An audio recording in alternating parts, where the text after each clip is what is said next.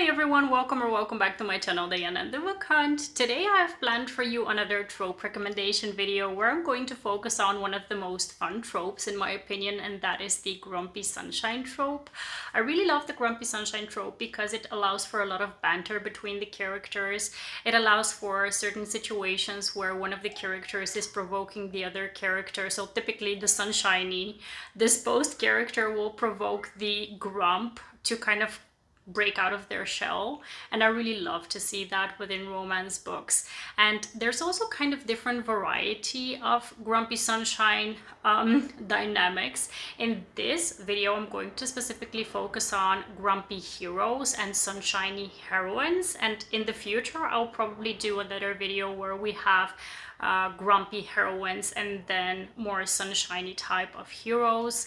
But within this one I really love that we have like different dynamics with the recommendations that I've picked, and I really have kind of challenged myself to only pick books that I've just recently read so that I can recommend like newer books within this video.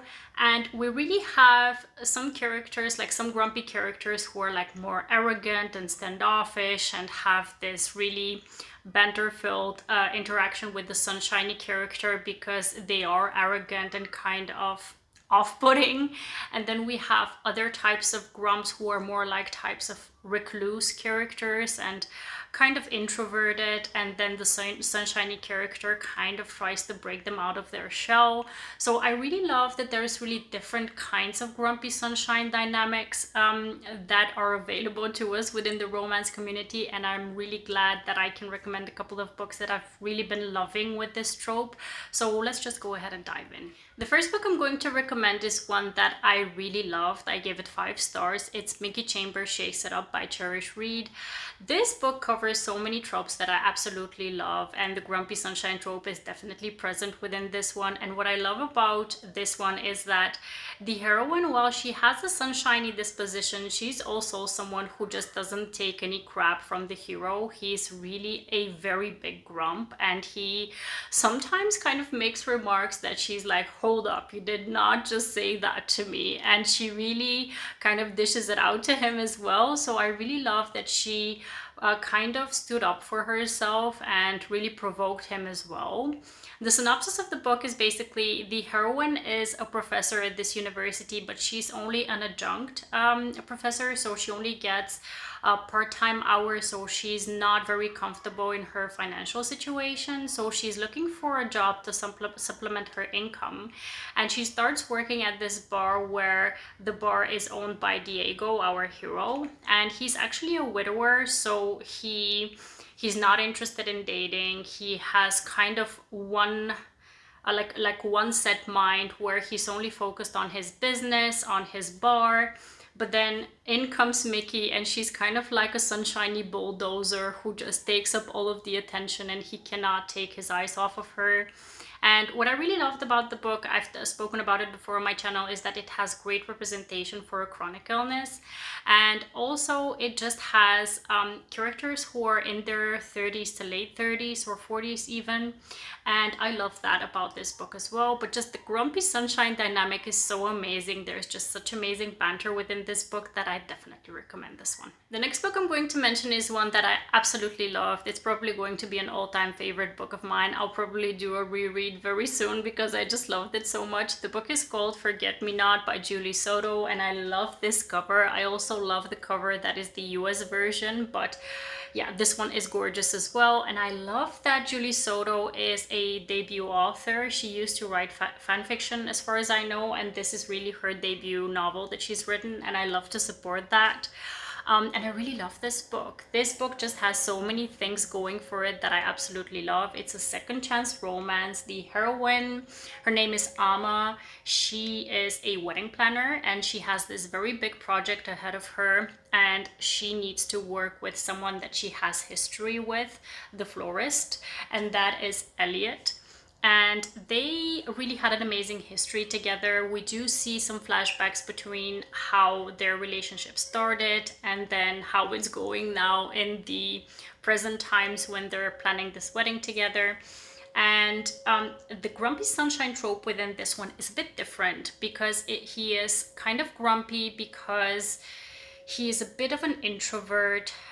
He is a bit awkward in social situations, and she is very much a sunshiny character, but she's sunshiny kind of almost to cover up the surface so that no one gets to know her deeper than what she allows, because she really has commitment issues. So this kind of grumpy sunshine is less banter filled and more kind of, how do I say it, like on a deeper level, if you get what I'm saying. So yeah, I really love this one. It was a very special read for me and I absolutely loved it. Next up, I'm going to talk about Hannah Bonam Young. This is an author that I discovered this year and I've absolutely been loving everything that I've been reading by this author. The book that I'm going to focus on for the grumpy sunshine trope is Next of Kin. Within this one, we've got Warren, who is the grump, and then Chloe, who is the sunshiny character. Both of them in their life have very similar situations. They've both been kind of in and out of foster care. And they both need to take care of their siblings because their parents are not in the picture because of some toxic traits.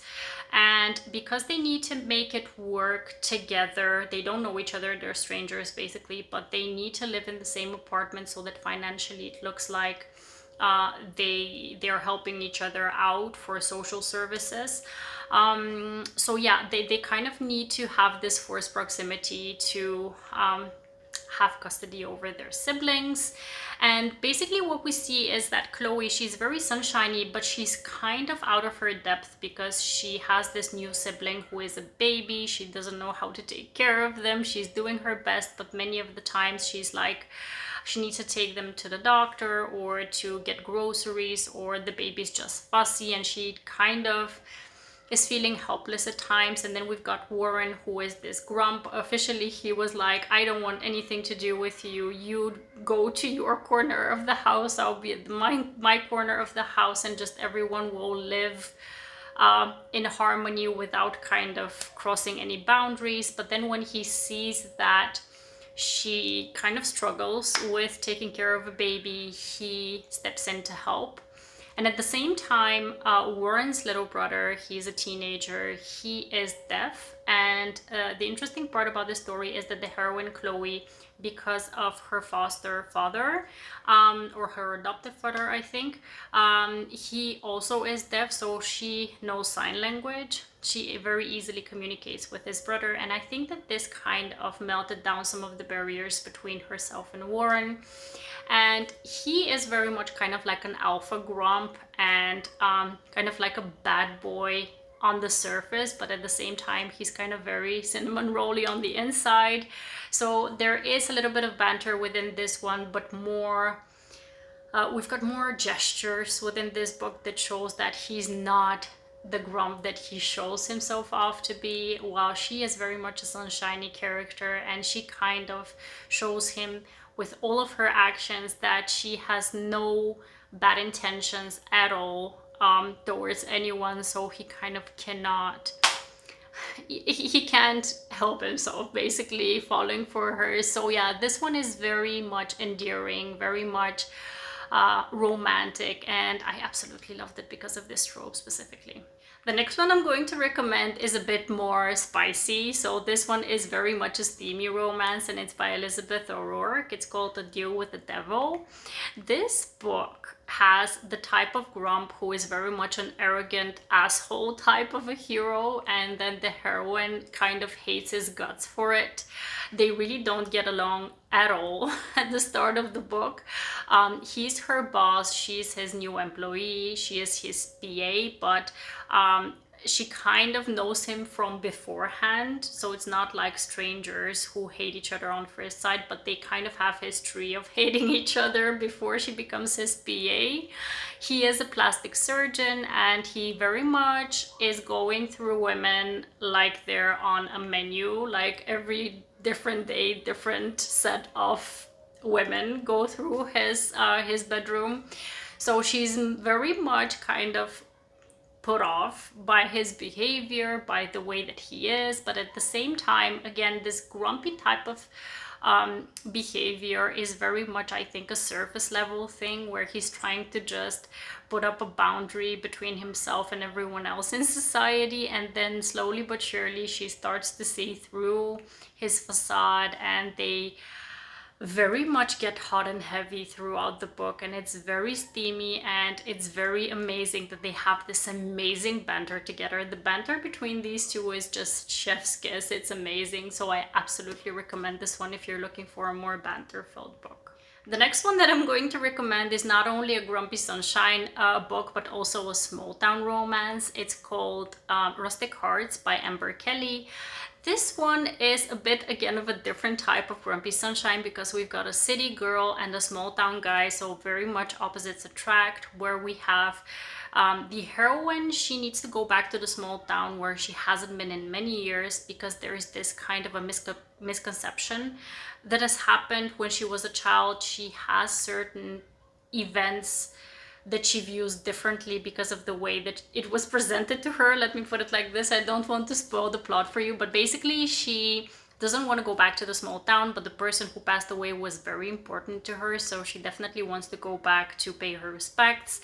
And the guy who is the hero, I think his name was Braxton. I don't remember what her name was. I think Sophie or Sophia or something like that. Basically, Braxton, because he also has very many prejudices against the heroine because of the things he has heard about her, mainly her being a city girl and her arriving and looking the way that she looks, and then not really fitting within the small town picture at the ranch that they live at. They both kind of have this animosity against each other because of their preconceived notions about one another, so they do have banter between them. At the same time, they start to get to know one another, and slowly but surely both of them understand that what they thought of each other is not exactly what actually is the case. So yeah, it's a very good one. When it comes to small town romance, is very much reminiscent of Elsie Silver, although I do have to say that it doesn't come close to either the banter or the spiciness of Elsie Silver's books, but it's definitely a good one. I would try it out if you enjoy Elsie Silver as well. The next one has a very interesting premise. The book is called How to Honeymoon Alone by Olivia Hayle, and it involves two characters who both of them got stood up on their wedding day or just before their wedding day, and both of them went on their planned honeymoon alone. And because they went to this location where everyone is either getting married or has just been married or is celebrating some kind of an anniversary, everyone is kind of coupled up and they're the only people who are single basically on this island that they're at. And they kind of strike up a deal to pretend to be together, so no one is kind of in their space to kind of pity them somehow. So at the beginning they kind of start off on the wrong foot, and the guy is very much a workaholic. He's very much focused on his work and he doesn't really want to talk about his feelings at all, while the woman obviously is trying to work through what has happened to her.